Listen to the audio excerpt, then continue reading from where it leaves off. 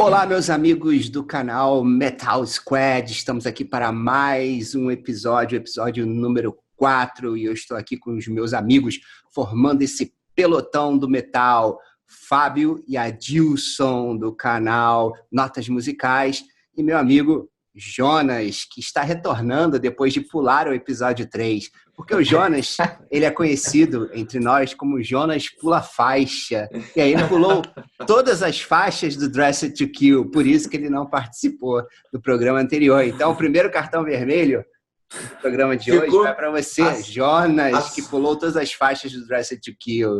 Assustadoramente ocupado no Dressed to Kill, né? Exatamente. Incrível. Então vamos começar. E hoje, finalmente, uma das maiores bandas do metal, o primeiro álbum que a gente vai fazer aqui, do Iron Maiden, Power Slave.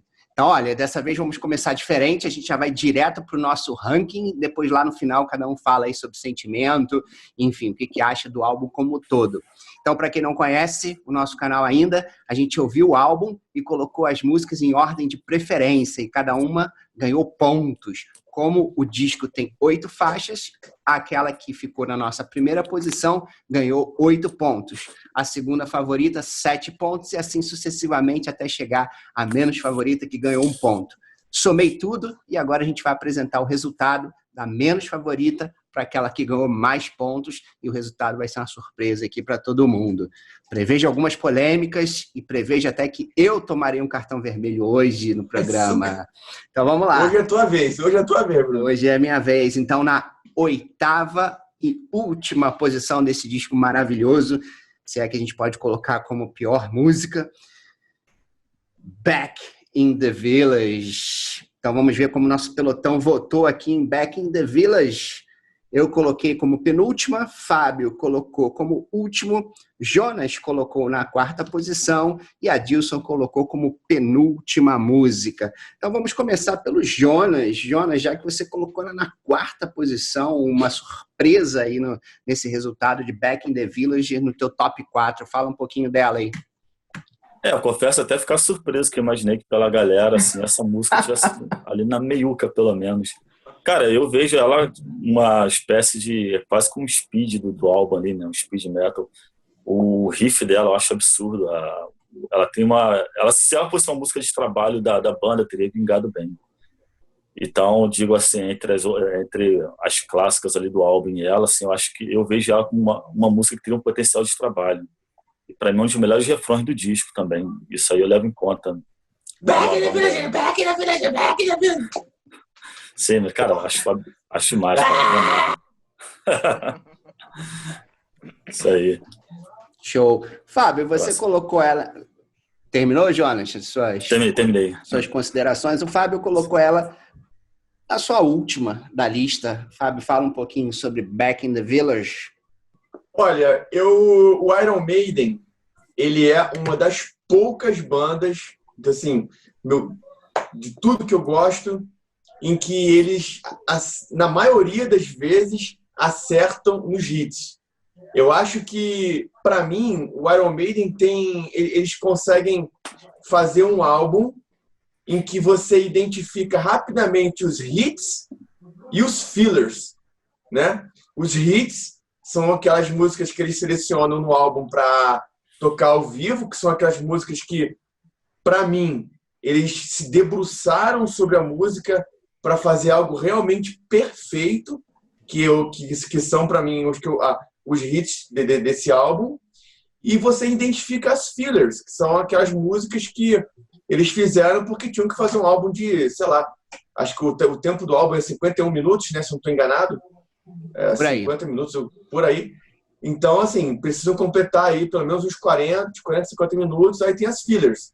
Tem fillers espetaculares, excelentes, maravilhosas, e tem fillers que meu ouvido não aprova.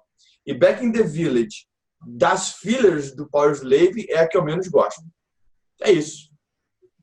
Show. Assim, a música foi composta por Adrian Smith, que eu já vou logo avisando que é o meu guitarrista favorito de todos os guitarristas da face da Terra, e Bruce Dickinson.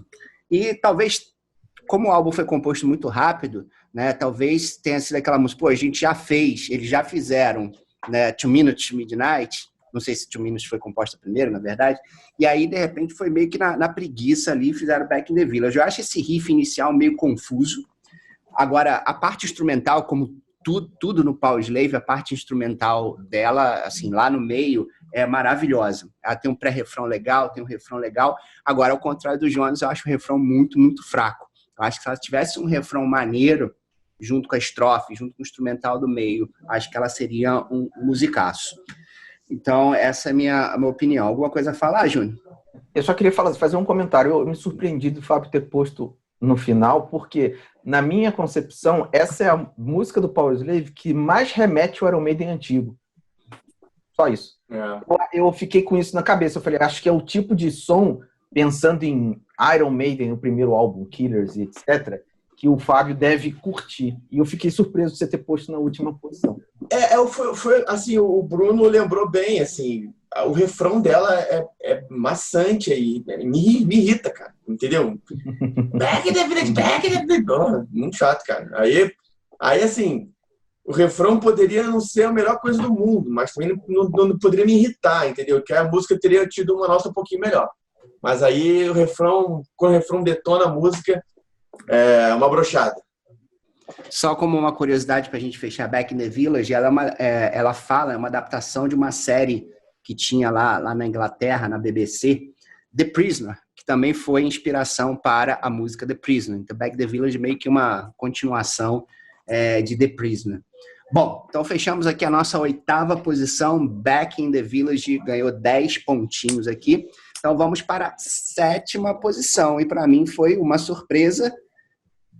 7ª posição, Lost for Words, que é uma música instrumental. Eu achei que ela fosse ficar em última por ser instrumental. Eu, por exemplo, apesar de tocar guitarra, pouco ouço álbuns de guitarrista, porque eu gosto de música com voz, tem que ter voz. Mas, vamos lá. Vamos ver como é que o nosso painel aqui, o nosso pelotão votou. Eu coloquei ela em último. Jonas concordou comigo em último. Fábio colocou ela na sua 5ª posição e a Dilson colocou ela na sua 4ª posição. Eu até entendo, porque eu sei que como você gosta de rock progressivo, você tem a tendência de gostar de coisas instrumentais. Então, Adilson, manda bala aí e fala sobre Lost for Words. Beleza. Então, cara, eu acho uma música sensacional, como todas desse álbum, né? A gente só precisa ranquear, então eu ranqueei. Mas eu acho essa música sensacional. Embora eu ache o Bruce Dickinson um dos maiores vocalistas de heavy metal da história, né? Essa música ela é tão boa, ela é tão bem elaborada, que a voz dele não faz falta. E, cara, eu tô falando um dos melhores vocalistas de heavy metal que tem. É uma música que você não sente falta dele cantando, entende? Então, assim, pelo que você falou, eu tenho muito hábito de ouvir coisas progressivas, coisas instrumentais, perdão, justamente pelo progressivo. Então, não ter voz, para mim, não é nada de estranho, de errado. E, como eu disse, a música ficou ótima. Na verdade, eu só não coloquei ela melhor porque nesse álbum tem coisas que eu não tenho quase que palavras para dizer o quão eu gosto, né? O quão bem feitas são. Então, basicamente é isso. Então, assim, eu não sinto essa falta que você colocou, porque eu já gosto naturalmente de músicas instrumentais. Beleza. Fábio, você também colocou ela razoavelmente aqui na 5ª posição. Então fala um pouquinho sobre Lost for Words. Sim, eu assino embaixo tudo aí que o Adilson falou. O Iron Maiden, eu adoro. Cara, eu sou fã do Bruce Dickinson como pessoa e como vocalista das maiores bandas de heavy metal da história. Mas o Iron Maiden não vive, entendeu? O Iron Maiden é uma entidade viva em que o Bruce Dickinson ele é um colaborador dessa entidade. Então, quando esse colaborador, por alguma razão, eventualmente descansa, a entidade sobrevive. E é por isso que essa música é belíssima, cara. Ela o som do Iron Maiden tá ali. São diversas passagens, não uma música instrumental que fica seguindo uma linha até o final, ela tem diversas variações, o riff é muito, muito bonito, aí todas as suas variações são muito belas, então eu acho que é uma música fantástica mesmo, e eu também não sou um fanzaço assim, de música instrumental, principalmente no heavy metal, mas essa é uma música que eu escuto tranquilamente, sem nenhum problema, sem esperar que em algum momento vai entrar a voz de alguém, que seja mesmo do Bruce Dickinson. Eu gosto muito daquela parte no meio, já do meio pro final, que eu acho bem épica, que também o Nico faz uma bateria só na caixa, depois ele vai dando uns toques no bumbo, Sim, que vem a guitarra. Engraçado que só toca essa parte uma vez na música, eu acho a melhor parte da música, sensacional. Então, aqui é aquele... Mas então, isso é uma coisa que eu acho que é uma característica muito legal da música instrumental. Como você não tem a voz, você trabalha muito melhor as partes. Ela não pode ter refrão, então não tem aquele negócio de volta pro cara cantar. E você falou tudo, o Fábio falou tudo. Ela é uma música cheia de passagens, ela não é repetitiva. E eu acho que isso é muito pelo fato dela não ter voz. Essa parte, inclusive, que o Bruno menciona, lembra tem um quê de Eyes of March também, né? O tipo de levada nessa parte. Que música é essa? É maravilhosa. Não lembro. A instrumental do Killers. Eyes of March. Que tem esse mesmo tipo de levada. Né? Mas eu acho que... Tipo uma marcha, né? Assim, bem legal. E talvez o fato de eles terem colocado uma instrumental aqui no Powerslave, a gente tem que levar em consideração que eles estavam num ritmo alucinante de álbum, turnê, desde 1980. Então, lançou o primeiro em 80, lançou o Killers em 81, Number 82, Peace 83, e aí sempre tinha muito pouco tempo para compor. Então, de repente, o Steve Harris não conseguiu fazer nada com aquilo ali, vou montar uma música instrumental e pronto, a 8ª música do disco e vambora. Pode ser, mas olha, eu vou te dizer que pelo que eu vi depois do Steve Harris nos outros álbuns, eu vejo que ele tem um lance com instrumental. Ele gosta de coisa instrumental, pelo menos me parece. Eu nunca ouvi nem li nada sobre isso, mas ele me parece fazer isso, gostar disso, e em outros álbuns você vê. Olha o Book of Soul, a quantidade de música, não de música instrumental, mas a quantidade de grandes trechos instrumentais, né? Então, assim, eu acho que não foi necessariamente falta de ideia, mas pode ter sido, sim. Eu não acho que a Lost for Words foi uma filler, não, cara. Eu acho que a Lost for Words foi uma música intencional, quiseram fazer a música de fato, entendeu? Porque eu entendo que o Iron Maiden não tem falta de assunto para falar. O Powerslave ele só tem um tema egípcio. Ele fala de guerra nuclear, Segunda Guerra Mundial, etc. Esgrima. Então, a ideia, eles, por alguma razão, quiseram colocar uma música instrumental ali no álbum. E, cara, perfeito. Então, fechamos aqui a nossa 7ª posição, Lost for Words. E na 6ª posição... Agora já vai começar as polêmicas. 6ª posição, Flash of the Blade. Vamos ver como é que o pelotão colocou Flash of the Blade. Fábio colocou ela como sua 7ª, de 8. Jonas, 7ª. Adilson, em 8º. E se não fosse eu, essa música provavelmente estaria em piores colocações. Eu coloquei ela como minha 3ª favorita desse álbum.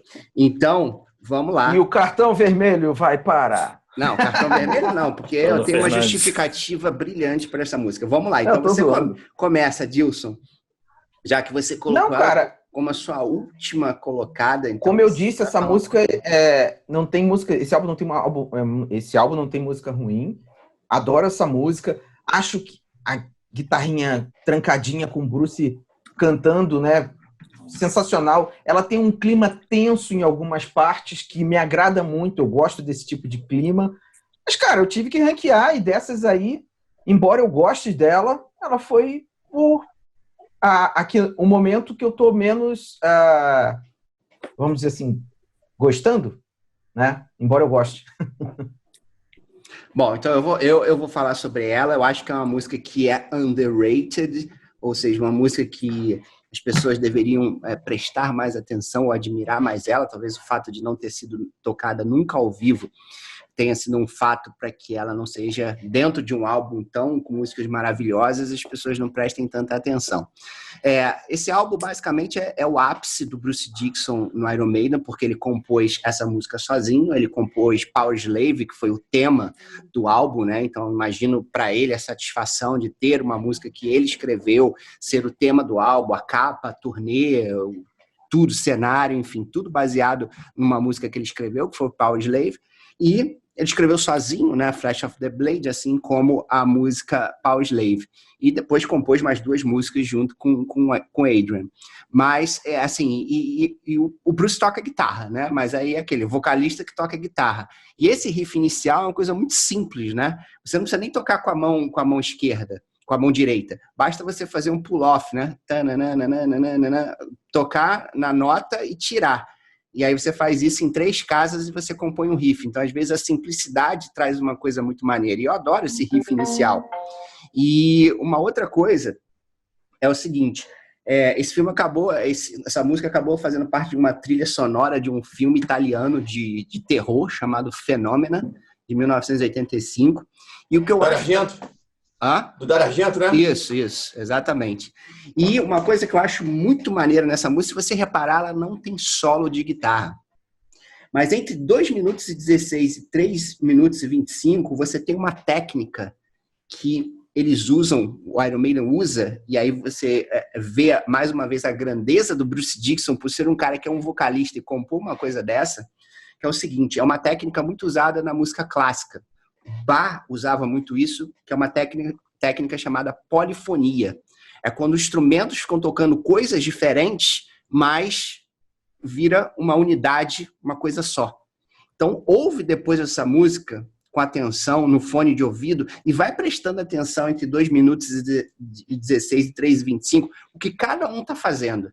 É uma coisa sensacional. Para mim é sensacional. Então, eu amo essa música, eu gosto muito dessa música, adoro o refrão. A música que, junto com The Duelist, vai falar aí de espada, né? No caso da Flash of the Blade, era um cara medieval que estava treinando para poder vingar a sua família que foi morta, então ele estava treinando aí com espada, e todo mundo sabe que o Bruce Dickinson gosta e pratica esgrima, então Flash of the Blades e Duelist são as 2 músicas aí que falam do mesmo tema, então eu adoro esse refrão, acho sensacional, e essa parte instrumental aí que eu citei, para mim é simplesmente genial, então por isso que eu gosto demais dessa música. Eu só queria colocar o seguinte, que assim, eu não sou um cara que pulo faixa. Senti então, uma indireta direta. Assim, eu presto muita atenção e eu endosso tudo o que você está falando, assim, e o fato de eu ter posto ela em último não foi por falta de atenção ou descaso. É realmente uma questão que esse álbum, para mim, ele é muito bom. E aquela história que eu disse, tive que ranquear. Então, esse foi o motivo dela ter ficado lá na última posição. Eu não acho que tem uma música... É até difícil falar isso, né? Mas inferior a ela. Eu fiquei na dúvida entre essa música e a Back in the Village, para serem qual seria a última, entendeu? Mas acabou ficando ela. Mas não por falta de atenção, não por não gostar ou coisa do gênero. Então, assim, só por gosto mesmo. Ela ficou empatada com Lost for Words, com 11 pontos, na verdade, né? Graças ao meu voto ali, é que ela subiu um pouquinho mais. Então é isso. Eu queria falar um pouquinho, deixa eu dar uma palavrinha rapidinho, hein? Manda ver aí, Flash Fábio. of the Blade é uma música, eu gosto muito dessa música. Inexplicavelmente, eu não sei por que a Duelist não é do Bruce Dickinson, porque são 2 músicas de esgrima. A gente sabe que o Bruce Dickinson já chegou a ser o 7º melhor esgrimista da Grã-Bretanha, quando ele tinha 20 e poucos anos aí. E ele não abandonou a esgrima, uma vez que ele tem, inclusive, uma empresa, que o nome da empresa é Duelists, incrível, né? De material, de equipamento de esgrima. Mas uma música muito boa, entendeu? Eu só não gosto de Back in the Village desse álbum. Todas as outras músicas eu gosto muito, e a Flash of the Blade não é diferente. E o relato aí de uma batalha de esgrima é bastante interessante aí durante a música. O instrumental é bom, o vocal dele tá legal. Muito bom. Eu gosto dessa música, pra caramba. Mas tem que ranquear, né? Ranquear é um problema. Por isso ela foi parar na 6ª posição. Eu achava que poderia ser melhor, mas beleza. Então vamos para a nossa 5ª posição.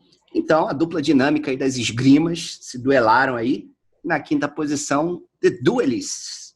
Então vamos ver como é que o nosso painel aqui foi bem homogêneo, porque tanto o Fábio, Jonas e Adilson colocaram ela como sua 6ª música favorita e eu coloquei ela como 5ª favorita. Então, Jonas, fala um pouquinho aí sobre The Duelists.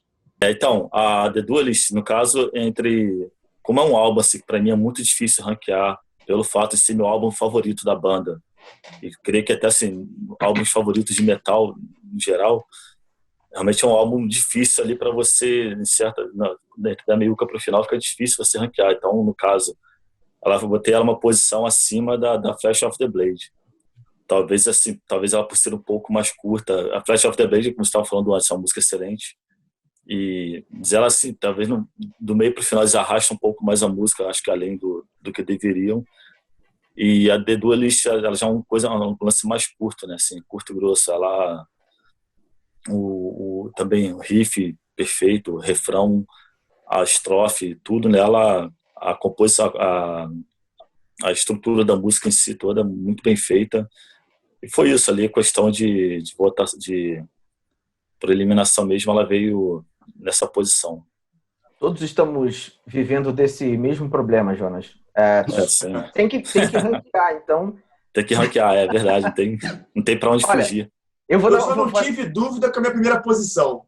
Então, eu também não tive dúvida. O resto...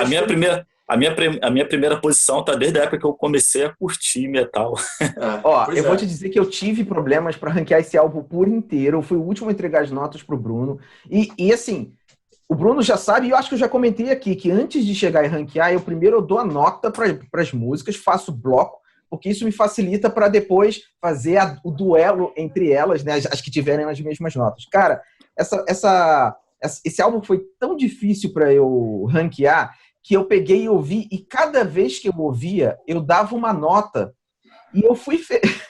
É bizarro, é coisa de maluco, mas eu peguei depois todas as notas, que foi fração de décimo, assim, peguei e somei quantas vezes eu ouvi e dividi pelo número, né? Pra chegar... Já esqueceu que tu fez tem 30 segundos, um minuto. Eu tava falando aí que eu já não acompanhei mais. Então, cada vez que eu ouvi, eu dei uma nota. Somei todas as vezes que eu ouvi, dividi. É muito complicado isso, cara. Cara, mas foi a forma que eu consegui. E assim, ainda assim, foi difícil, eu fiquei em décimos, cara. Esse da segunda à quarta ou quinta ali tava difícil para ranquear, assim. Tava naquela dúvida, porra, sei lá, acho que tem momento que você gosta mais de uma do que da outra. Aí entre sexta e oitava também, fiquei na dúvida. Como o Fábio falou, só a primeira que eu tinha certeza, essa... Fábio, fala um pouquinho sobre The Duelist. Olha, cara, eu adoro essa música. Porra, cara, eu acho que ela é um grande clássico. Ela poderia entrar aí na playlist da banda, no setlist da banda, em algum show. Poderia ser tocada com tranquilidade, porque é uma música... Pô, são 6 minutos e 8. E ela tem uns 3 minutos aí, desses 6 minutos e 8... ela tem aproximadamente aí um pouco mais de 3 minutos de instrumental. Porque eles estavam num momento muito Esse rico álbum, aí. né? Como? Esse álbum, né, ele tá muito... Pois é, muito... Cara, a gente percebe durante todo o discorrer do álbum que era um momento muito rico na questão instrumental. E essa música é maravilhosa. Ela tem umas passagens, logo quando tá no minuto 2 ali, que me lembraram bastante de um dado momento da Phantom of the Opera, que para mim é um dos grandes clássicos aí do Iron Maiden. E quando eu comecei a dar uma análise um pouquinho mais aprofundada sobre essa música, eu falei, cara, essa música é do Bruce Dickinson, mas não é, do Steve Harris, por incrível que pareça. Duas músicas de esgrima no mesmo álbum.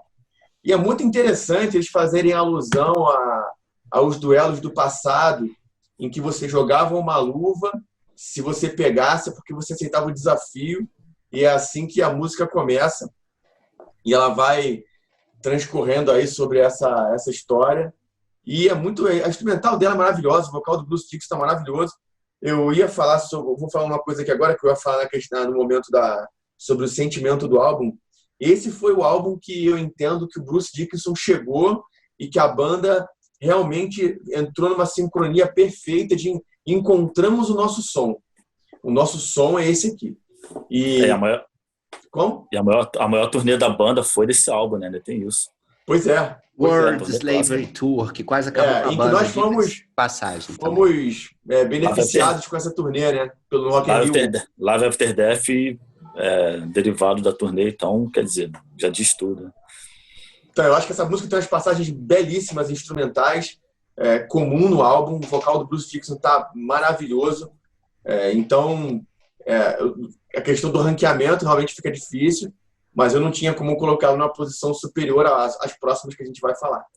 Então, na verdade, ela é inspirada num filme, né, do Ridley Scott, de 78, que tem o mesmo nome, The Duelist. Então, foi inspirada nesse filme e Steve Harris, talvez por coincidência, acabou os dois, né, o Bruce e o Steve, acabou os dois fazendo aí uma música sobre esgrima. Fala aí, Jonas. Não sei se vocês têm a mesma impressão que eu, mas a música ela tem uma atmosfera assim, que ela lembra muito o Peace of Mind, assim, como se fosse uma continuação. O estilo da música, né? Eu já vi alguns reviewers aí, alguns caras falando isso é algo que eu nunca tinha parado para pensar, dizendo que o Powerslave é uma continuação do Peace of Mind. Aí o cara discorre em textos gigantescos aí, mas defendendo com unhas e dentes que o Powerslave é uma consequência do Peace of Mind aí. Carece de mais estudo sobre isso. O álbum todo eu não acho, mas essa música especificamente é. Do jeito, o início, o riff inicial dela tem muito a ver. Eu confesso que demorei um pouquinho ao longo da minha vida ouvindo Powerslave a gostar mais de Duelists. Hoje eu gosto pra caramba, mas sim, foi a música que foi aos poucos eu gostando. Então fechamos aqui as nossas 4 últimas posições e agora, assim, vocês estavam falando aí, e aí a gente conversando no WhatsApp, que foi o álbum mais difícil para ranquear. Para mim foi o mais fácil de todos. Talvez tá tão acostumado com esse álbum que para mim foi o mais fácil. E tem uma coisa curiosa nesse álbum, que claramente a gente consegue ver que você divide ele em 2 blocos. O bloco dessas 4 músicas que a gente acabou de ranquear e agora as próximas 4 que a gente vai ranquear. Sabe por quê? Essas 4 músicas que a gente ranqueou até agora, The Duelist, Flash of the Blade, Lost for Words, Back in the Village, a pontuação delas foi 13, 11, 11 e 10. Ou seja, muito próximo uma das outras. A diferença entre a quinta e a última foi de 3 pontos só. E agora, na 4ª posição, que eu vou falar daqui a pouquinho, a gente já dá um salto de 10 pontos. De 13 pontos de The Duelist, a gente vai para 23. Então a gente vê claro. E esse primeiro bloco aqui, você tem 23, 24, 25, 27 pontos. Então você vê também claramente... Você vê claramente que existe uma quebra entre o bloco número 1 de músicas com o bloco número 2. O que mostra que o álbum... e das fillers. Que não é tão homogêneo assim, né? Ele não é tão homogêneo assim. Porque, tudo bem, você tem um álbum com 4 músicas, a gente vai falar agora, que é de outro planeta, mas era muito difícil você também acompanhar essas 4 músicas. Então, a gente teve uma divisão bem clara aqui, em 2 blocos bem distintos, de Powerslave, com 4 músicas aqui sendo colocadas lá no topo e as outras claramente colocando aí nesse segundo bloco, nessa parte final. Então vamos para a nossa 4ª posição. 4ª posição, Powerslave, o tema do álbum. Então vamos ver como é que o nosso painel colocou Powerslave. Eu coloquei ela na minha 4ª posição, então exatamente como está aí. O Fábio na 3ª posição, o Jonas na 5ª posição e o Adilson na 1ª posição. Então vamos começar com Adilson. Foi sua música favorita desse álbum? Vamos lá, fala um pouquinho sobre ela. Exatamente.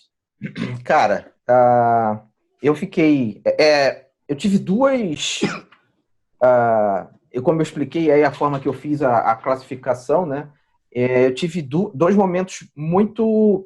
que mesmo fazendo dessa forma, eu não consegui chegar numericamente e falar, essa é a sequência, e uma das vezes foi a Powerslave. Então, a primeira e a segunda posição, eu fiquei assim, e aí, qual é? Eu não sei. Mas eu acabei tomando a decisão de colocar Powerslave como a primeira, a melhor música do álbum. Cara, o que eu vou falar do Powerslave? Eu acho Powerslave sensacional, entendeu? Ela começa já com aquela virada, né, do Nico. Aí, pam, pararam, pam. Riff épico, sensacional. Depois tem uma queda, né? E depois dessa queda ela vem crescendo aos poucos até chegar no solo mais veloz. Cara, se você conseguir telegrafar, digamos assim, eu não sei se a palavra é essa, mas se você conseguir, não, melhor, se você conseguir desenhar essa música, você vai ver o quanto arte complexa ela é. Eu acho que ela consegue pegar e assim, mostrar o clima, a capa desse álbum, ela não podia ser melhor. Como é que eu posso dizer? Ela não podia ser melhor representada, né? Essa música com essa capa. Então, assim, para mim é uma das melhores músicas de heavy metal que existe, entendeu? E ela tem esse álbum como um todo, né? Ele tem um quê de prog, só não vê quem não quer, né? Ele não deixa de ser heavy metal, longe disso, ele é um álbum de heavy metal, ninguém está falando o contrário aqui, mas ele é muito rico instrumentalmente falando. Então, assim, Powerslave é um verdadeiro exemplo disso que eu estou falando e ficou como a minha melhor posição. Maravilha. Jonas, você já colocou ela na meiuca para baixo aí, você tirou ela do bloco aí das quatro grandes aqui. Você colocou ela na quinta posição. Esse que ela tava ali, eu fiquei na briga entre ela, Back the Village, que é uma que eu gosto muito, e, cara, uma música excelente, o tema do disco. Como o Júnior falou, o refrão é super épico, um grande hit da banda. Somente, como eu falei, na Back the Village, apesar dela não ter atenção, nem muitos gostarem, eu gostava, assim, talvez seja momentos, mas o Back the Village, no momento, assim, eu acho ela um pouco melhor que mas a Powerslave, assim, eu acho um absurdo também, cara, é um clássico. Simplesmente tema como eu digo, do melhor álbum da banda. Ela já ganha, né, um crédito por ter sido o tema, né, do álbum. Você colocou em que posição, perdão, você e o Fábio? Eu coloquei Powerslave na quarta posição, o Fábio colocou ela na terceira posição. Tá, obrigado. Então, assim, eu acho que ela já leva o crédito por ter dado todo o tema do álbum, ter dado o tema da turnê, ter feito essa capa épica, né, que o Derek Riggs conseguiu desenhar. E, mais uma vez, mostra a genialidade do Bruce Dickinson, né? Porque, assim, poderia ser uma música, ela é uma música que fala aí sobre um faraó, né? A história de um faraó, o faraó tá meio ali já com o pé na cova, tá quase morrendo, mas ele se acha um deus, então ele não aceita que ele vai morrer, então ele tá lutando contra isso. Então poderia ser uma música que tivesse esse tema, mas o Bruce conseguiu criar os riffs com toda essa temática árabe, né? Com todas essas escalas árabes aí que dá esse tan, tararã, tan, tan. E todo esse gosto a mais que eu acho que dá um charme muito grande para a música. Então, assim, é uma música, assim, é fantástico. E eu colocar uma música dessa na quarta posição realmente é porque esse álbum é um álbum maravilhoso. E o Bruce Dickinson fala que ela é uma continuação de Revelation. Ela está linkada com Revelations, que é do álbum anterior que ele compôs, que é a música do Peace of Mind. Então, assim, fantástico. Mais alguma... O riff dela tem a melodia realmente de música árabe, né? Sim.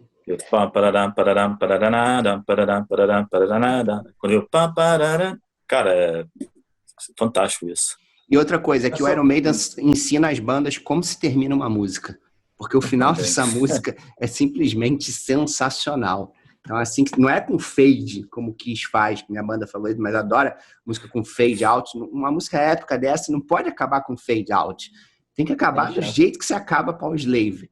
Aí você ensina como, ó, é assim que se escreve o final de uma música épica. Fábio, quer falar alguma coisa sobre ela? Cara, só tecer mais elogios, porra, tem que ficar registrado. A música é maravilhosa e ela tem um clima lindo, ao mesmo tempo tenebroso. A música também, em alguns momentos, chega até a ser um pouco violenta, assim, um riff meio agressivo. E num dado momento ali, mais ou menos no meio um pouquinho antes do meio da música, porque a música tem 7 minutos e 11, né? Ela dá uma travada e fica lenta. Então, realmente, essa questão que o Adilson falou sobre progressivo faz todo sentido, porque são muitas evoluções para uma canção só, em várias músicas isso acontece. Realmente é fantástica. E o fato da música tratar sobre a finitude de todas as coisas, ninguém é imortal, a maneira com que ele tratou isso, com que ele quis passar essa mensagem, utilizando como pano de fundo aí a questão do faraó, foi bastante interessante. Isso é o que eu tenho para acrescentar aí. Então, chegamos na nossa terceira posição. Então, na terceira posição, um dos singles desse álbum maravilhoso, 2 Minutes to Midnight. Eu tenho esse single também. Maravilha. Então, 2 Minutes to Midnight, vamos ver como é que nosso pelotão votou em 2 Minutes. Eu coloquei como minha segunda favorita. Fábio também colocou como a sua segunda favorita. Jonas na terceira posição. E Adilson na quinta posição. Então, vamos lá. Adilson, você começa já que ficou ali da meiuca para baixo. 2 Minutes to Midnight. Caiu naquela do já ouvi tanto que cansou? Ou não? Não, eu fiz isso só porque eu sabia que o Jonas ia me sacanear na Power Slave. Eu falei, agora eu vou sacanear. Não, brincadeira. Devolver, né? Foi um mero acaso, né? A gente não sabe a nota de cada um. Cara, é um clássico, né? É uma música maravilhosa. Guitarra do início é maravilhosa, com aquela convenção que o Nick McBride faz com o Steve Harris também. É muito legal. Então, assim, refrão nota 10. O que falar dessa música, né, cara? Essa música é boa demais, entendeu? É boa demais. Eu não tenho absolutamente nada para falar que não é legal. E ela simplesmente ficou ali, naquela posição, na verdade, na quinta posição. Por quê? Porque eu gosto muito da instrumental, que é a Lost for Words, né? Então foi quem ficou acima dela, assim como o Power Slave, que foi para mim a top do disco. E as duas outras que a gente ainda vai falar. Então, assim, é porque realmente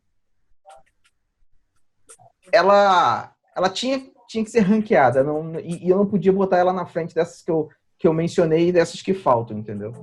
Simples assim. Mas ela é maravilhosa, eu adoro. Essa música é uma música que ao vivo ela é vibrante, ela traz um entusiasmo, a galera não fica parada. É engraçado que, às vezes, você vai a show e antes, né, fica aquela expectativa. Não importa, não é show do Iron Maiden, não. Qualquer banda. E fica rolando música de fundo, né? É normal. É impressionante, cara, que quando rola 2 Minutes to Midnight, todo mundo canta. Parece que você vai estar esperando o show do Iron Maiden, entendeu? E não, é uma banda que não tem nada a ver. Tanto que essa música funciona ao vivo. É isso. Jonas, fala um pouquinho sobre 2 Minutes. 2 Minutes, cara, assim, o riff junto com o outro aí, riffs mais metal mesmo do álbum. A música, o refrão, não preciso dizer nada, todo mundo conhece a reação da galera quando tocam essa. Quando eu fiz a avaliação do álbum, eu até fiquei preocupado com essa questão que você disse, do perigo, por ela ser uma música assim, que nunca sai da setlist da banda, nas turnês. Realmente, você pode pensar, caraca, será que sei lá, talvez não aguente mais ouvir. Tem período que você realmente não quer nem ficar perto, colocar ela para ouvir de forma alguma.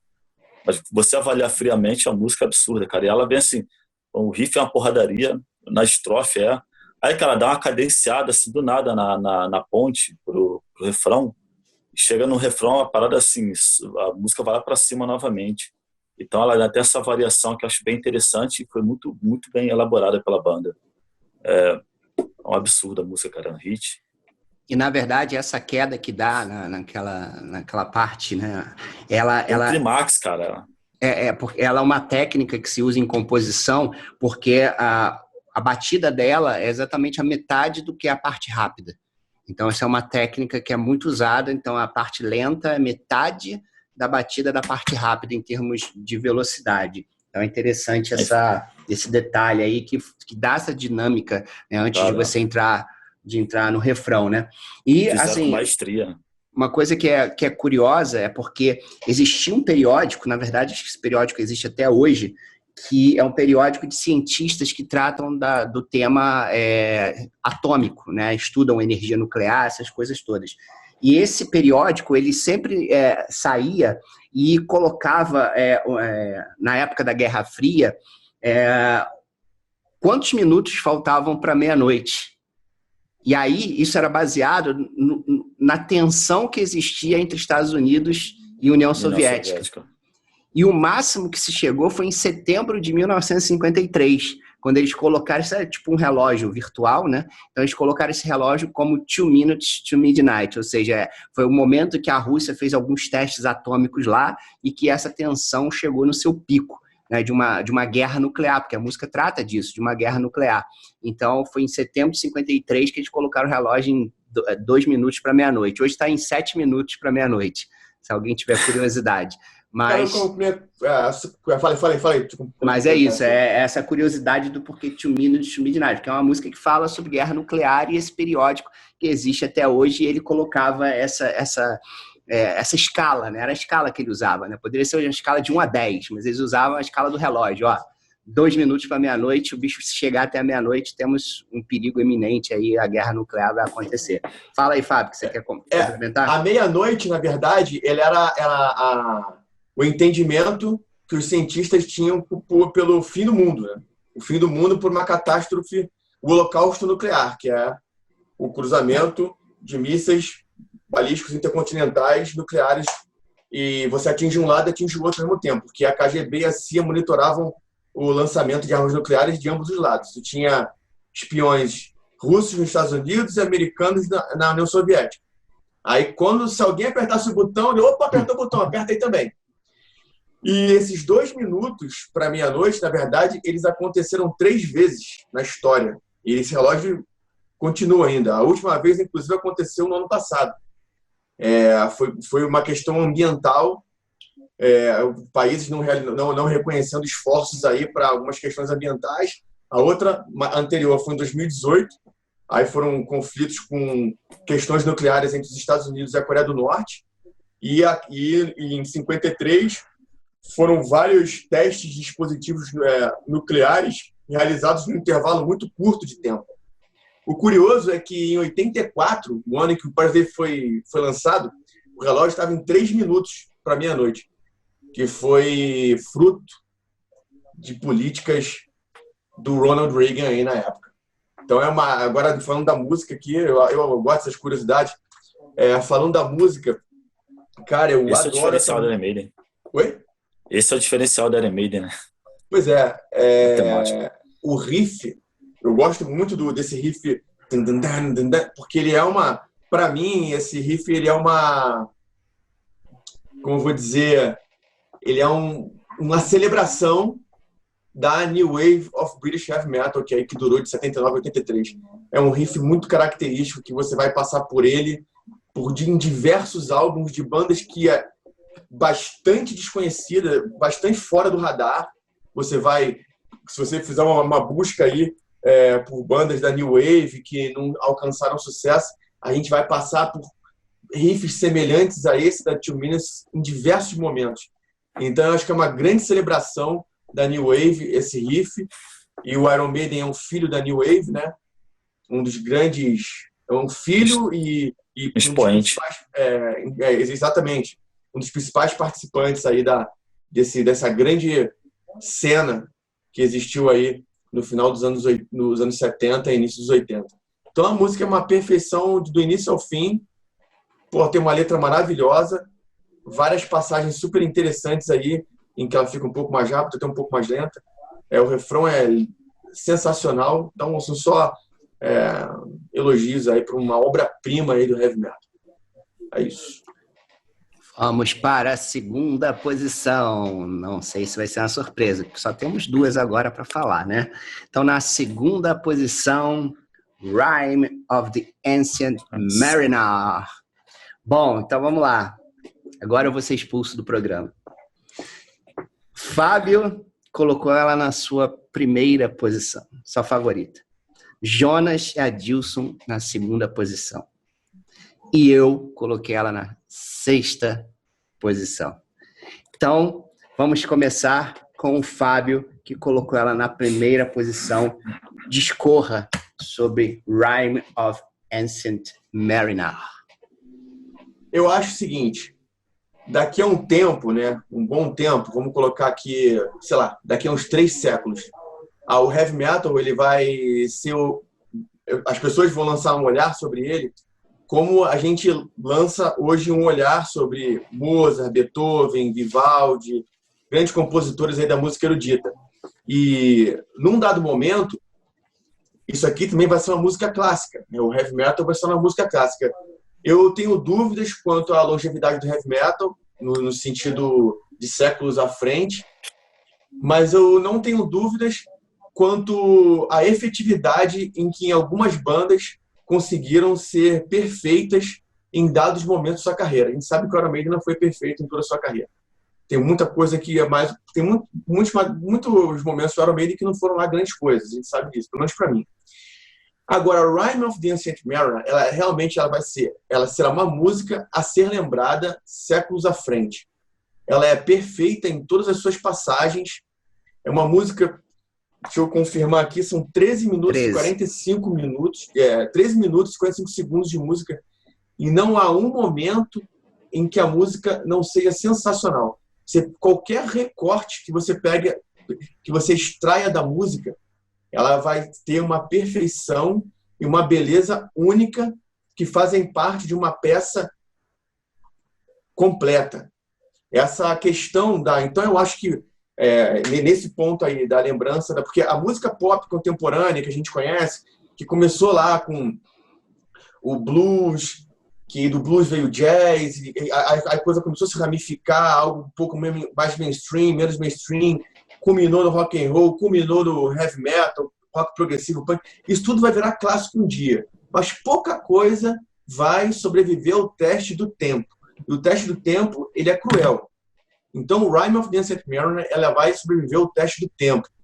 Foi muito oportuno e muito inteligente da parte da banda, do Steve Harris, né, em especial, de selecionar esse poema do Samuel Coleridge para falar, porque a mensagem final, né, eu acho que é uma mensagem bastante importante, que é ensinar a palavra de Deus por seu próprio exemplo e que devemos amar todas as coisas que Deus fez. Então, a questão dele ter assassinado, de ter causado a morte daquele albatroz, desencadeou para aquele marinheiro diversas consequências trágicas, né? Como, por exemplo, a tripulação passar sede e, no meio dessa sede, ser abordada por um navio fantasma e vinha a vida na morte, que era uma mulher com um visual cadavérico. Então, eu acho que é uma música perfeita, uma obra belíssima, que ela foi muito bem composta em termos de letra e instrumental. Então, assim, para mim, se eu tiver que citar aqui uma, para não ficar aqui sendo enfadonho, né? Vou ficar aqui elogiando a música aqui 300 vezes. Mas o momento que, assim, o ápice da música para mim é quando os marinheiros começam a cair mortos, que está naquela parte lenta, né? With heavy tempo, a lifeless lamp, they drop down one by one. Inenarrável a beleza desse momento, que, assim, realmente os caras souberam trabalhar a hora, a gente vai fazer a galera gozar aqui. Pum.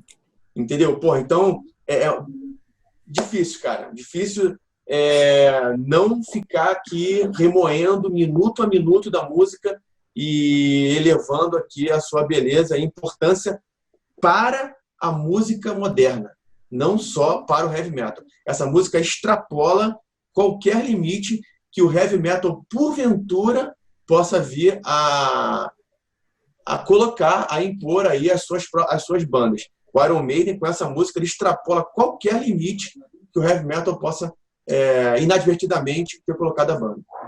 É isso. Adilson, fala sobre ela, já que você colocou ela na sua segunda posição. Então, essa foi a música que empatou com Powerslave, né? E ela segue a mesma receita da Powerslave, só que ela conseguiu ainda ser quase o dobro do tamanho da Powerslave, né? Concordo aí com tudo que o Fábio falou. Ela é uma música grande. Outra coisa que eu falo que remete o progressivo, essa música, cara, ele é rock, isso é heavy metal progressivo, vamos dizer assim. Porque o progressivo, ele não é um estilo, é uma característica. Tanto que você tem a característica, né, que começou com o rock progressivo, né, e você tem também o heavy metal progressivo. Então é uma característica que faz a música, de fato, progredir no seu decorrer. E essa música, ela realmente é contando uma história. No momento, acho que lá pelo, 6 minutos, que a música fica só aquele... É genial, simples, genial, né? Então, o Bruce, né, com aquele vocal bem, tipo, falando, sussurrando, né? É muito legal, não tem...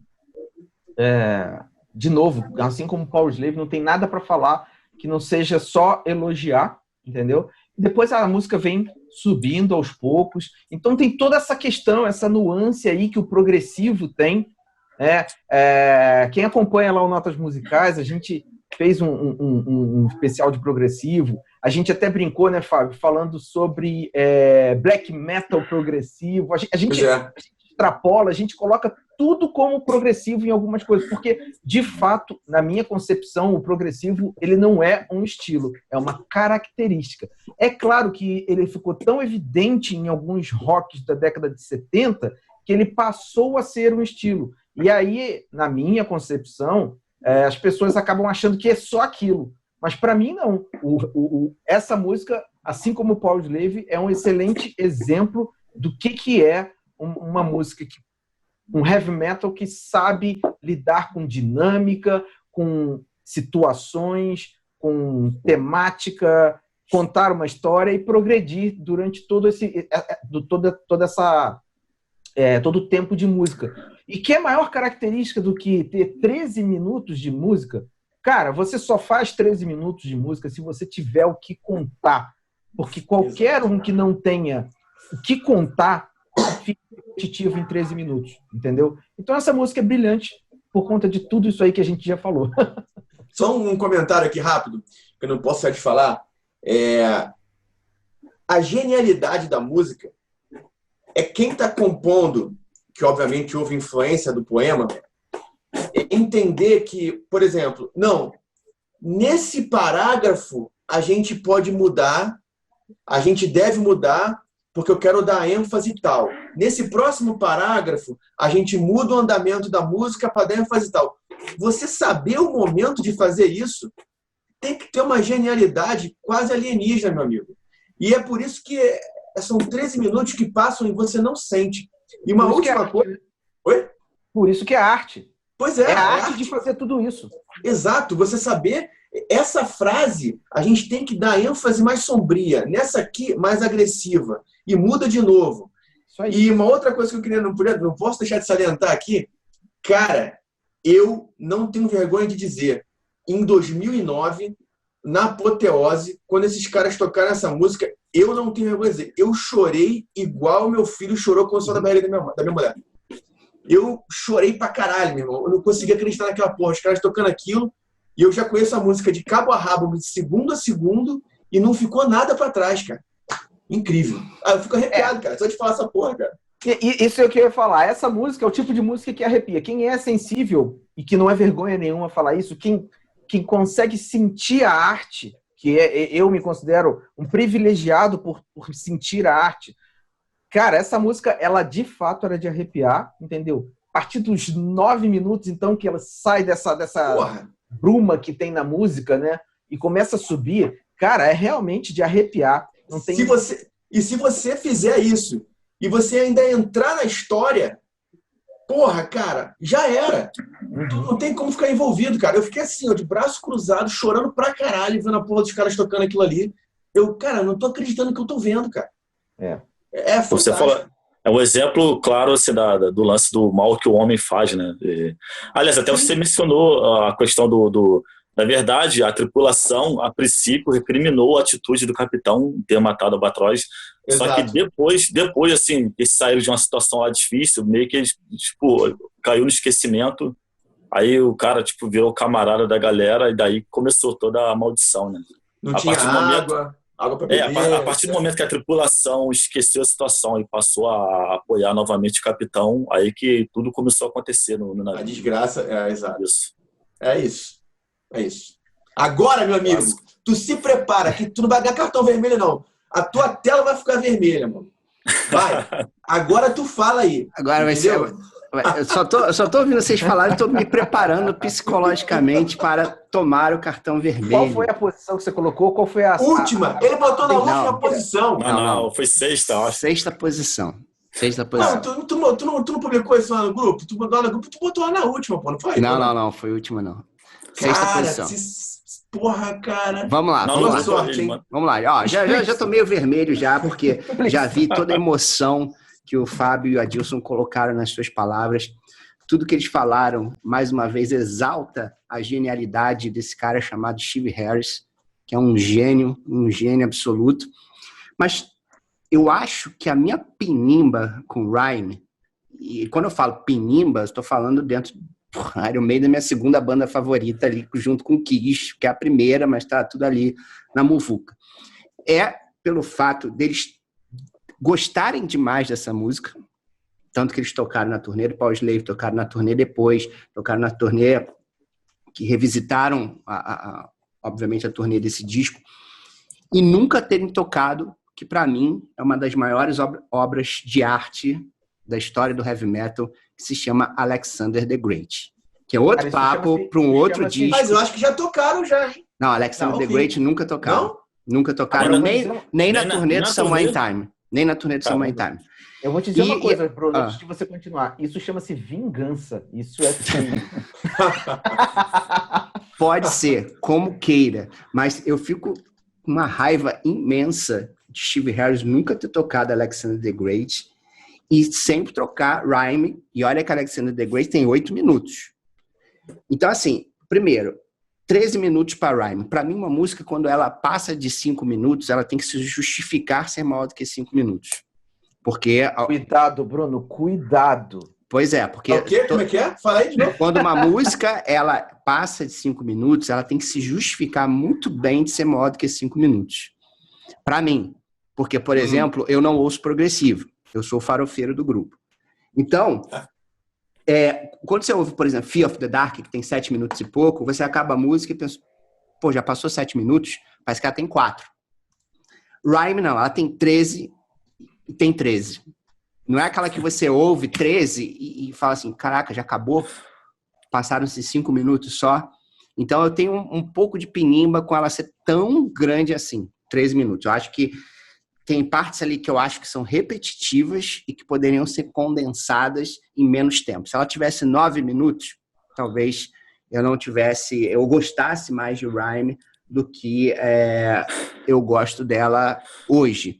Então, já tô meio vermelho, já tá aí balançando a cabeça, me xingando de todos os jeitos. Essa é a vantagem Isso é vantagem de ser conferência, senão a gente tinha saído no tapa. Não, mas olha só, é o seguinte, deixa eu lembrar aqui. Ô Bruno, qual foi a tua posição na Lost for Words? Lost for Words eu coloquei ela em 8º. Foi a minha última. Eu acho que o teu voto, por mais polêmico que seja, ele está coerente. Está coerente, entendeu? Concordo. Está coerente. Esse tipo de exploração nessa profundidade que o Iron Maiden entrou do instrumental, não é algo que tu Te gosta. agrada. Não é agrada que eu não goste. Eu gosto. Mas, por exemplo, se você pega uma música, não vou ficar me alongando dela aqui, porque é outro álbum que a gente vai falar às 5 horas.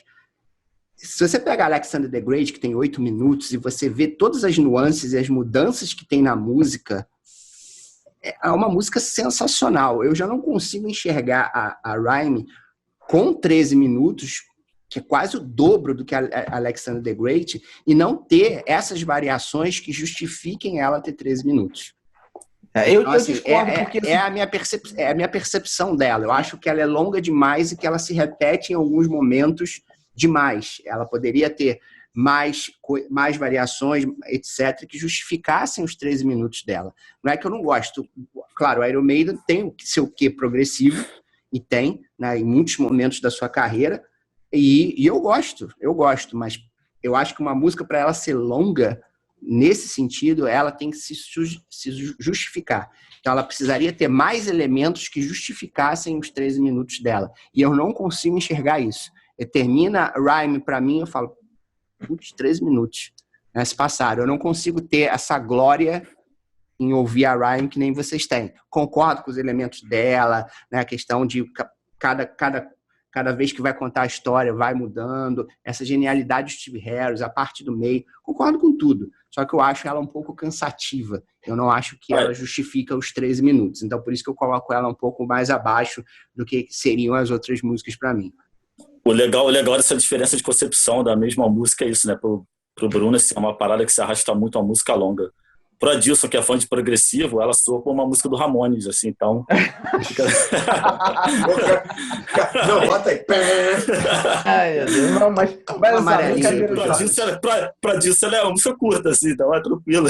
Não, mas brincadeiras à parte aí do Jonas, eu consigo ver, Bruno, eu vou usar até essa comparação da Alexander the Great.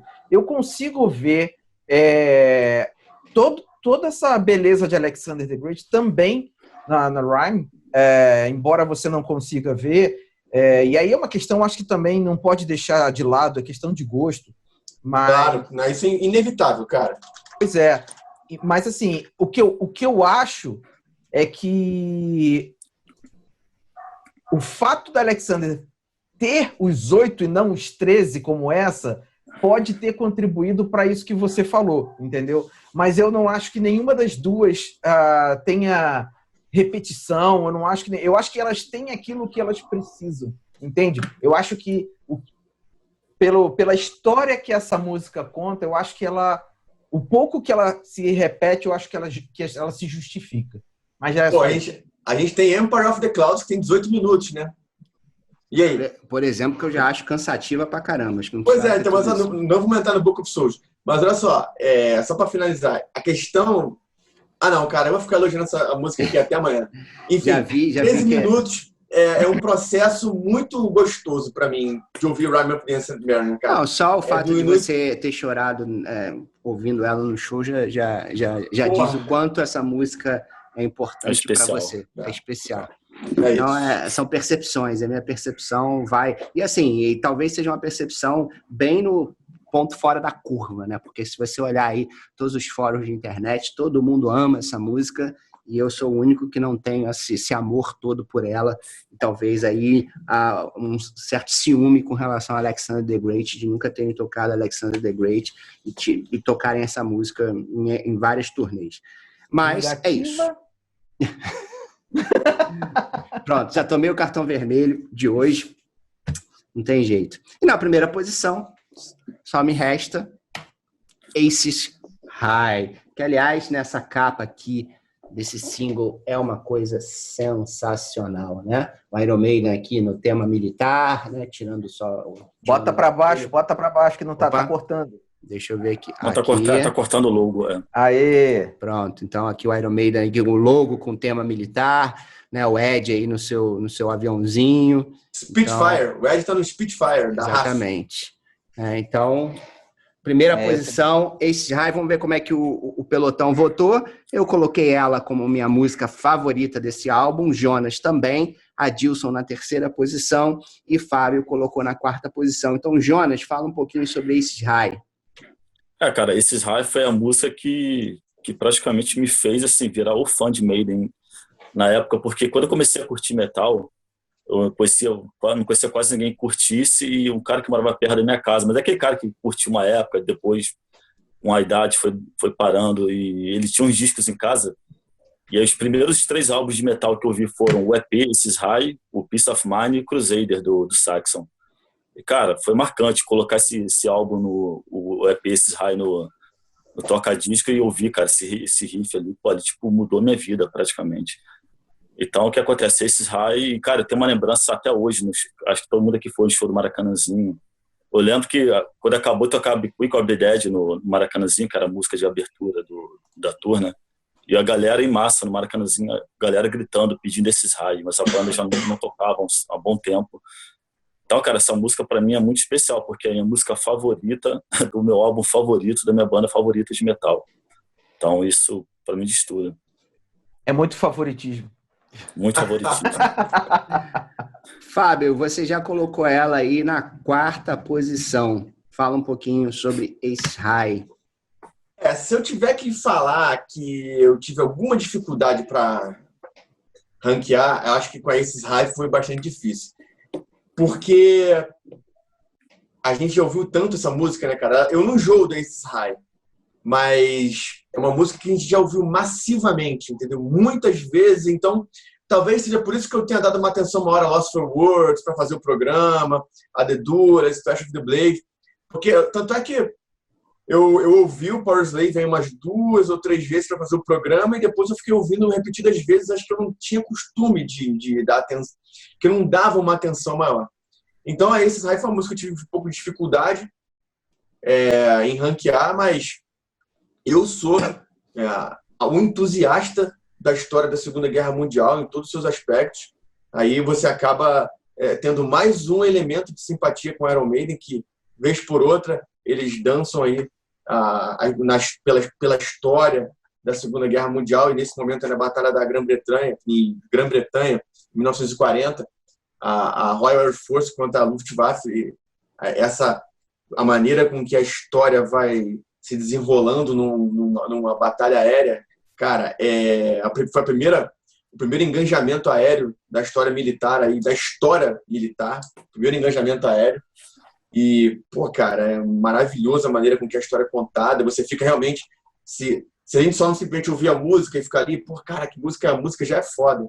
Mas se você parar e ficar ouvindo Run, Live to Fly, There Go, e você prestar atenção ali em como a coisa vai se desenvolvendo, o combate aéreo, tu viaja na música, cara. Tu faz parte do combate, junto com quem quer que estivesse lá no cockpit do e da forma que o riff entra após o discurso do Churchill no álbum, né? Assim, pois é. Na hora que ele levanta o tom de voz assim e entra o riff, cara, isso foi perfeito a emenda.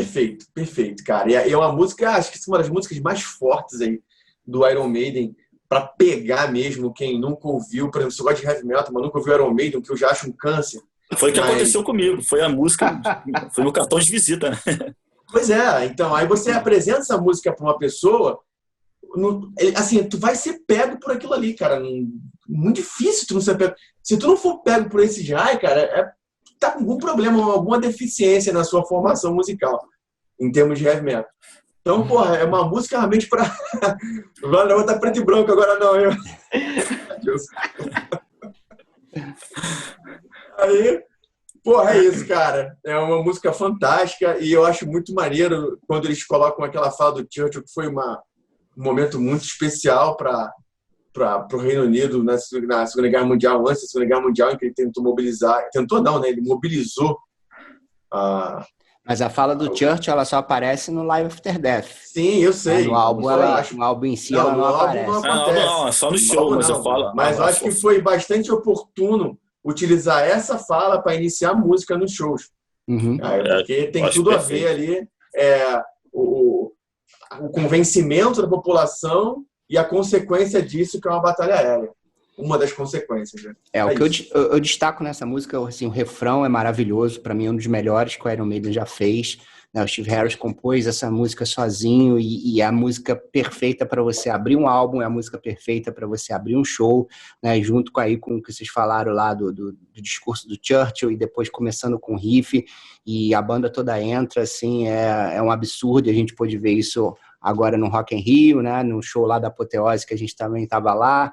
Eu tive o prazer também de ir em São Paulo, ver a última turnê, começar com esse show e ter o avião lá, aquele avião gigante lá aparecendo, que é muito maneiro. Enfim, Bruce vestido a caráter. Então, assim, é uma música que assim, é perfeita, mas eu queria destacar uma outra coisa e agora a gente vai entrar numa nova polêmica aqui, que é o seguinte: mais uma vez, essa música destaca a genialidade desse ser chamado Steve Harris. Porque é o seguinte, você pega esse riff inicial, esse riff já é maravilhoso por si só. E você vê que esse riff, ele não se repete em nenhum lugar da música. Ele só tem no início. E quando você acaba a música, dá vontade de fazer o quê? Botar a música de novo para você ouvir esse riff de novo, porque ele é sensacional. Um cara que não é um compositor tão expressivo quanto Steve Harris, já começaria a música, de repente botaria ali uns sonzinhos de bombardeio, um bum, bum, bum, bum, já começaria. Ele não, ele compôs um riff maravilhoso, sensacional, que só é usado no início da música. Depois a música tem outro riff, que esse também é sensacional, também... mas o primeiro riff é uma coisa absurda de sensacional. E o riff não se repete na música. Então, assim, é a genialidade de um cara que é baixista, mas também que obviamente compõe essas coisas na guitarra, e pensa na música como um todo. Não pensa, já criei esse riff, vamos começar por aqui. Não, ele cria um outro riff que dá uma dinâmica junto com a bateria do Nico ali, sensacional, e que faz, e depois a música entra, a banda entra como um todo. Né? Eu acho que é aí que diferencia o Iron Maiden de outras bandas. E agora eu vou falar uma coisa polêmica aqui. Antes disso, deixa eu só falar.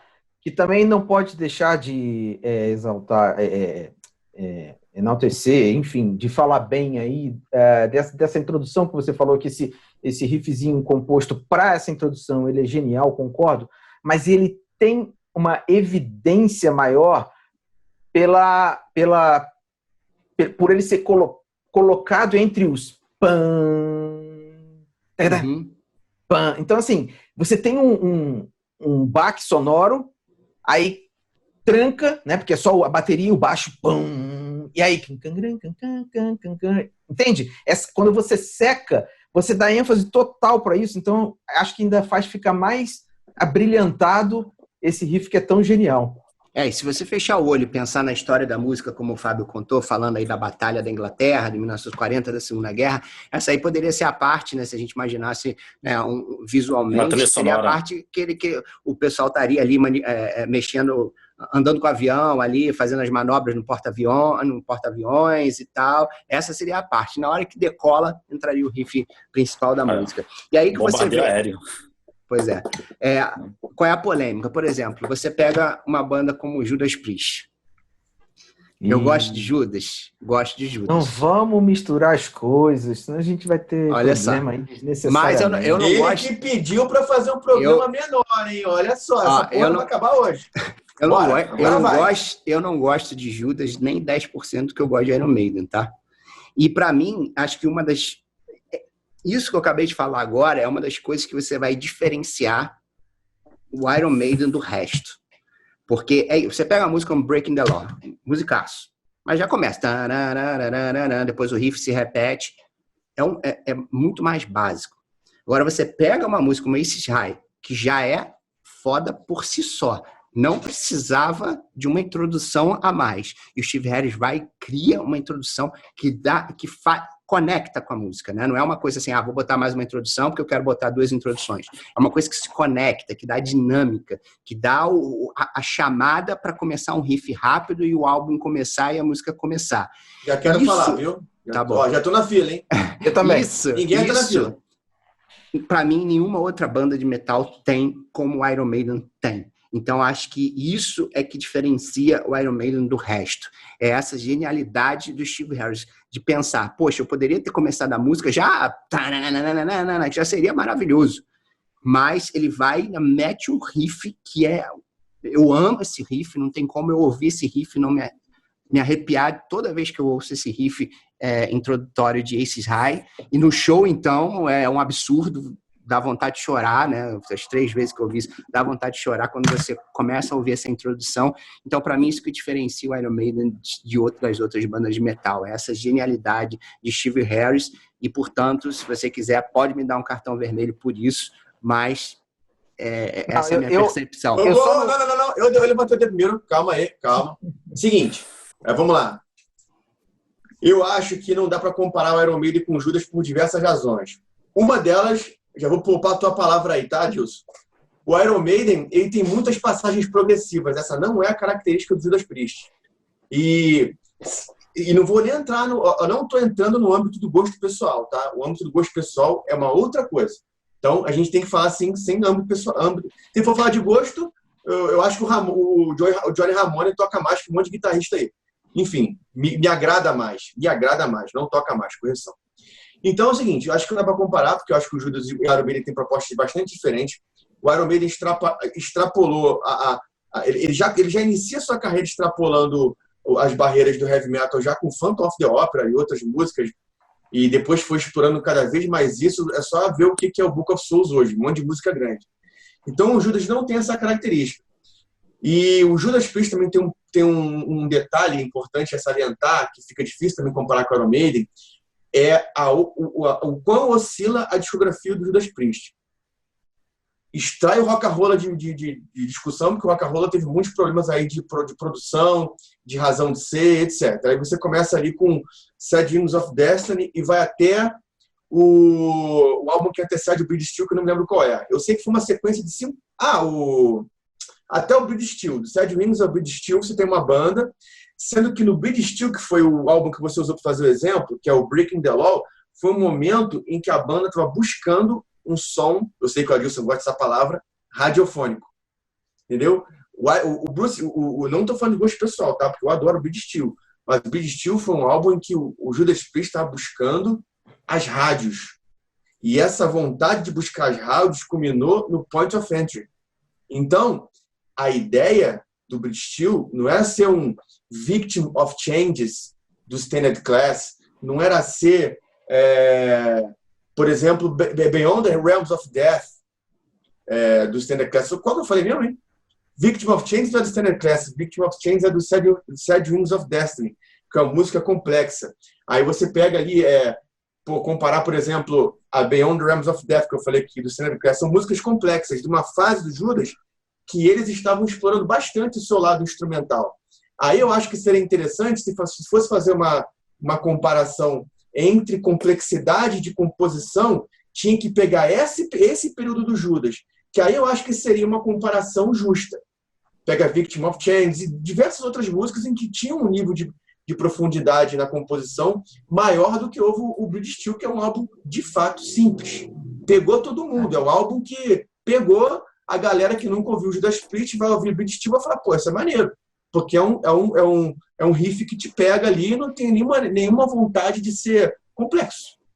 Basicamente, você já me poupou realmente como falou. Eu acho que o Iron Maiden ele transcende o heavy metal pura e simplesmente, e acho que o Judas faz isso melhor. O Judas faz heavy metal em sua essência. Isso! Entendeu? Isso então, assim, eu acho que essa comparação não foi justa por esse motivo. Não acho o Judas melhor que Iron, não é isso, mas eu acho que o Judas representa melhor o estilo heavy metal. É o que você está falando. Não tem como levar o gosto pessoal, não é isso. A gente está falando de heavy metal e vamos sair um pouco do casulo e analisar o heavy metal por de fora.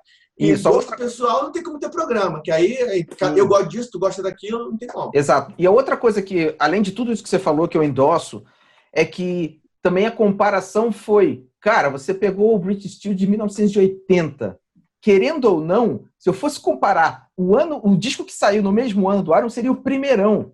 Então, tem como. Não tem como. Então, assim, o Iron Maiden, ele embora o Power Slave tenha sido em 84, você vai falar assim, mas foram só 4 anos, mas foram 4 anos de um disco por ano com um amadurecimento bizarro, essa influência bizarra de sair do lugar comum do heavy metal. Eles sempre demonstraram, inclusive eu comentei isso também em outro vídeo que nós fizemos no Notas Musicais, que foi o Top 5 de álbuns do Iron Maiden. Eu falo exatamente isso. Para mim, o Iron Maiden ele veio numa crescente, entendeu? Em toda a carreira dele. Então, assim, eu acho que a comparação ela só não foi muito, vou dizer assim, justa, entende? Pois é, a Victim of Changes, que é do Sad Wings, é de 76.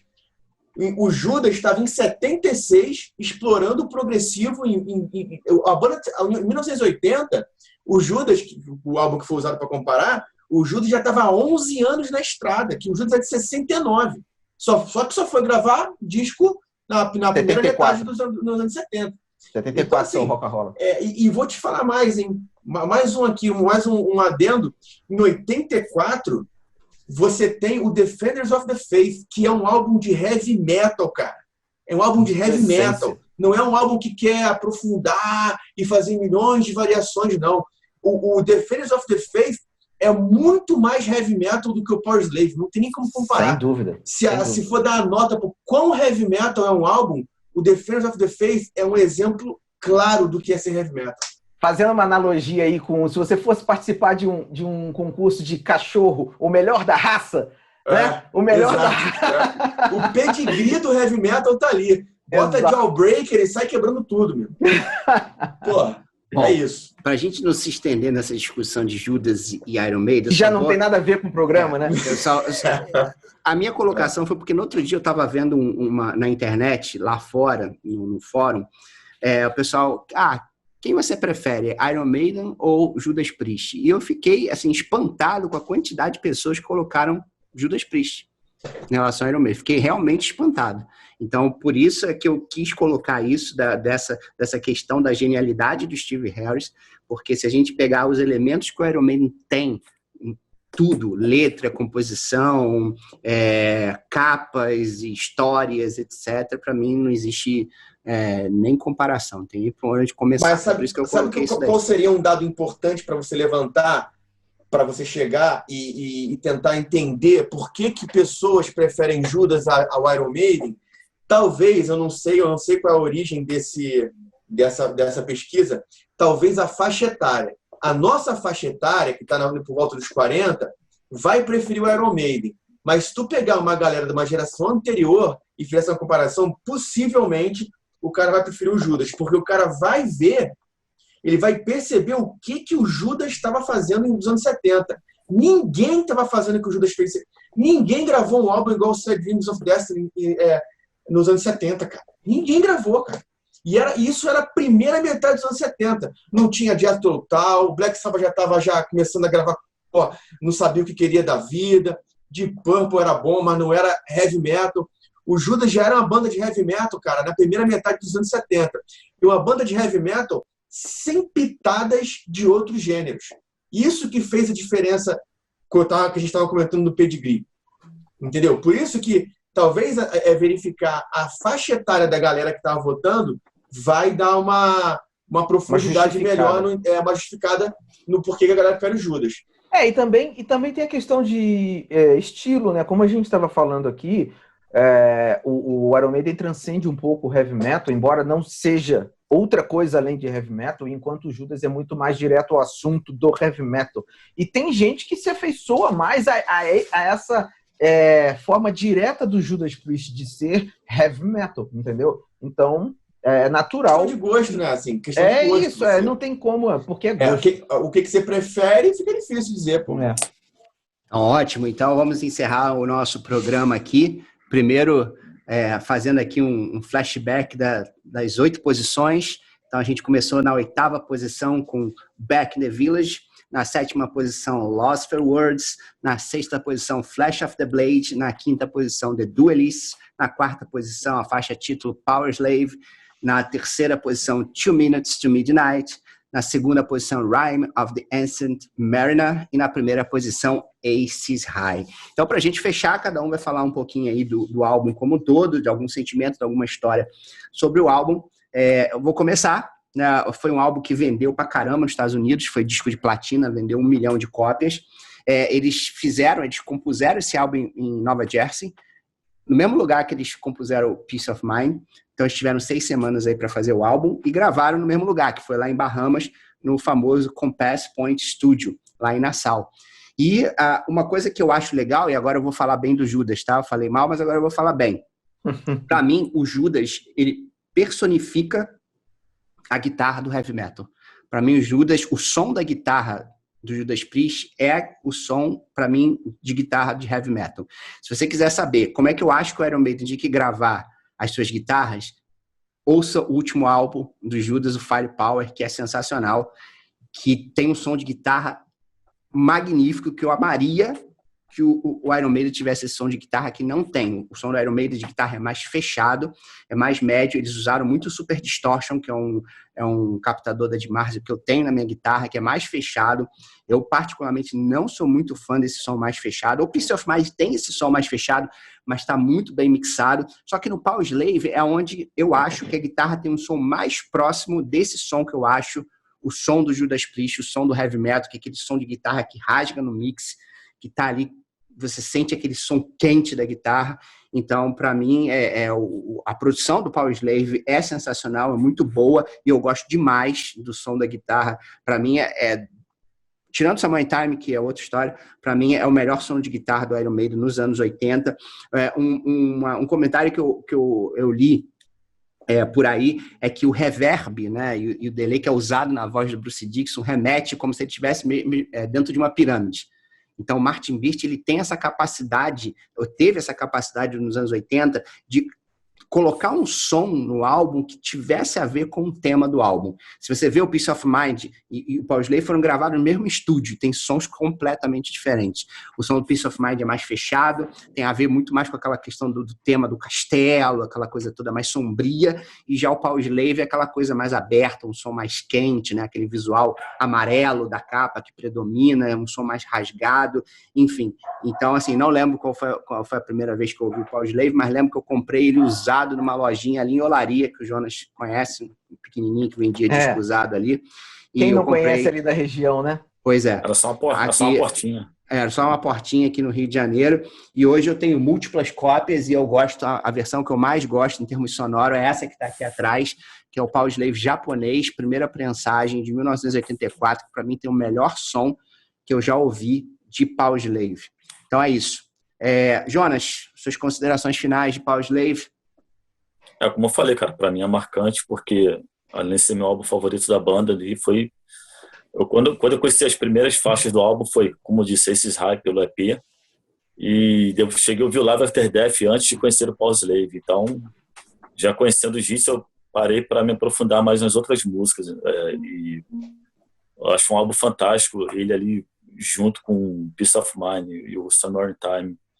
Acho que fecha uma trinca absurda. Quer dizer, leva até o Seventh Son também. Para mim é o auge da banda esse período. E isso, cara, para mim foi um álbum que pra mim marcou, porque me pegou ali no início, quando eu tava começando a curtir metal. Adilson, suas considerações finais. Cara, o álbum sensacional. Ele já duelou com Summer in Time como o segundo melhor álbum da banda, porque quem me conhece sabe que para mim o melhor álbum da banda é o Seventh Son. E por muito tempo Power Slave foi o segundo álbum preferido. Hoje o meu segundo também, esqueci de falar. Hoje em dia não, o Summer in Time é o meu segundo álbum preferido, então ele caiu para terceiro, mas uma das bandas do coração, né? E uma coisa interessante que eu não sei o que vocês acham disso, talvez seja só uma impressão minha, mas esse single da Ace High, ele foi tão amplamente divulgado e distribuído que o Brasil, que para mim não é um país de single, cara, um monte de gente teve esse single. Eu tenho mais de uma versão desse single. E eu me lembro que outros amigos nossos em comum tinham esse single. E não era normal isso. O normal era você ter full álbum no Brasil, né? E esse álbum, ele meio que foi uma quebra de paradigma nesse sentido. Eu não sei se vocês têm essa visão, essa mesma impressão que eu. Mas assim mesmo. Qual foi o outro single tão bem distribuído que chegou com tanta Quanto força Metallica. Aquela capa marrom. O One do Metallica, com a capa marrom. Mas ele veio em 88. Eu tô falando dessa... Sim, antigo, entendeu? né? Mais antigo. É isso. Mas, de qualquer forma, mesmo o One do Metallica, eu acho que ele não veio na mesma proporção. Te dou um exemplo. Não veio, não. Quantas pessoas você conhece que tem esse single do Metallica? Eu tenho. Você conhece mais alguém? Não. Tá. Não, e nacional, meu é nacional ainda, inclusive. Não, beleza. Esse single do Aces High eu conheço só aqui, pelo menos eu e Bruno. Fora que eu me lembro... Eu tive também. Então, eu tive, não tem mais não. Eu tive, não tem mais não. Eu já tive, mas não tem mais. Não, se você for na internet, se você for em feira de disco, você vai sempre encontrar. Vai encontrar. Sim. Então, realmente faz sentido. Inclusive, eu tenho ali, porque eu acho genial também a capa, né? Tem ali como um dos pôsteres ali. Então, é isso, cara. Um bandaço, um álbum sensacional. Não vou aqui me lembrar quando foi a primeira vez que eu vi e tal, mas como ele foi a turnê do Live After Death, que foi o meu primeiro álbum, foi o meu segundo álbum do Iron Maiden, já diz que o que viria quando eu fosse encontrar o Powerslave ia agradar, entendeu? Show. Fábio, suas considerações finais sobre Powerslave. O álbum já seria foda porque ele foi lançado no dia do meu aniversário, 3 de setembro. Então, detalhes à parte. Cara, eu acho que o Iron Maiden é um grupo de músicos larger than life. E é difícil até chamar o Iron Maiden de uma banda de heavy metal por todas essas razões aí que a gente já falou, de evolução musical, etc. Eu acho que é um filho do heavy metal, mas o Iron Maiden tem um Iron Maiden sound, que é uma característica da banda e que a banda vai morrer, o nego vai imitar, mas não vai... Jamais vão conseguir chegar aos pés aí desses gênios que são esses 5, né? Que a formação que eu acho melhor formação do Iron Maiden é a que formação clássica. Durou, é a formação clássica da banda. Então eu acho que é um dos maiores álbuns aí, sei lá se vou falar heavy metal, não sei, um dos maiores álbuns de metal aí da história. A capa Porra, cara, a capa é um evento à parte, tem até a passagem do Indiana Jones, não sei se vocês já viram, né? Tem o Indiana Jones aí, Indiana Jones was here aí na capa. Isso. É interessante ficar vendo os detalhes, o Iron Maiden gosta bastante disso. E eu acho que foi aonde o Iron Maiden, o Bruce entrou no The Number of the Beast, mas eu acho que foi no Powerslave que ele se encontrou na banda, que você vê que o vocal dele está sendo melhor explorado, ele está conseguindo usar os seus altos e baixos aí de uma maneira perfeita, a exceção de Back in the Village, mas é só um detalhe à parte. Então, eu acho que compõe aí um grupo dos 3 melhores álbuns da banda, que é o Summer in Time, Seven Song e Powerslave, são os 3 melhores álbuns da banda para mim. Outros ficam muito próximos, mas os 3 em que são geniais, para mim, são esses 3. O álbum só saiu em setembro. Se eu tivesse uma banda de heavy metal em 84, eu ia esperar o ano seguinte para lançar meu disco, depois que eu ouvisse o Powerslave, porque é uma covardia, cara. Assim, um álbum muito bonito, cara. Em todos os aspectos. Tipo, Não, só ri, só. Pois é, um álbum muito bonito, muito perfeito, mas é difícil você competir com ele. Muito embora, como a gente já falou aqui, foi um grande ano.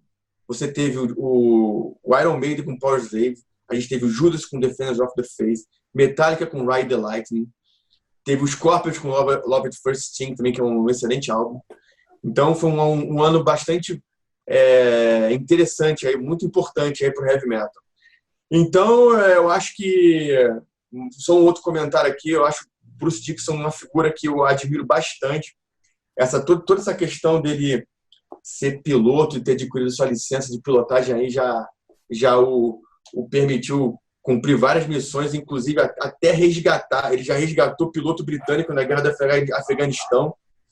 Ele já resgatou cidadão refém no Líbano do Hezbollah. O cara já fez um monte de coisa que, mesmo que ele não fosse numa banda de heavy metal que eu era meio, o cara já seria lembrado. Então é isso. É uma banda larger than life, muito importante aí, que vai ser lembrada como um elemento histórico. Daqui a 3 séculos, houve uma banda Iron Maiden que mudou completamente a história da música, com composições belíssimas. As pessoas vão estudar aquilo ali, vão entender como que o Iron Maiden alimentou a sociedade e a sociedade alimentou a Iron Maiden, e ele foi um grande exemplo do que o tempo pode fazer com a banda. A sociedade alimenta a banda alimenta a sociedade, e eles vivem em conjunto e fazem essas obras espetaculares aí, como é o Power Slave. É isso. E só para fechar esse álbum, né, que acabou gerando aí o álbum, essa turnê que acabou gerando um dos melhores álbuns ao vivo da história do heavy metal, que você já citaram aí o Live After Death. Também, né, essa questão toda do tema do egípcio e tal, pirâmides, etc. Para mim, tem uma das imagens mais marcantes que, assim, quando eu vi pela primeira vez, assim, causa um impacto enorme, que é quando você abre, né, a capa dupla do Live After Death, você vê todo o palco do Power Slave com a múmia assim por trás, né? E você vê aquela grandiosidade, né, da múmia ali, parece que os caras são menores do que eles são e que a múmia é maior do que ela é, na verdade, porque depois a gente viu isso ao vivo no show aqui na Apoteose, mas, enfim, gerou essa coisa que até hoje, quando eu olho aquilo ali, me espanta, né? Aquela imagem daquela múmia ali vindo por trás da bateria. Bom, então é isso aí, fechamos aqui o nosso 4º episódio, finalmente, poderíamos ficar falando 5 horas sobre Iron Maiden, terminamos aqui a nossa resenha de Power Slave. Então não se esqueça aí de se inscrever no nosso canal, dá um like no vídeo, coloque aí o seu ranking nos comentários, vá lá no canal do Adilson e do Fábio, Notas Musicais, discussões muito bacanas aí sobre o mundo da música. Então é isso, até o próximo episódio. Valeu, até mais, tchau.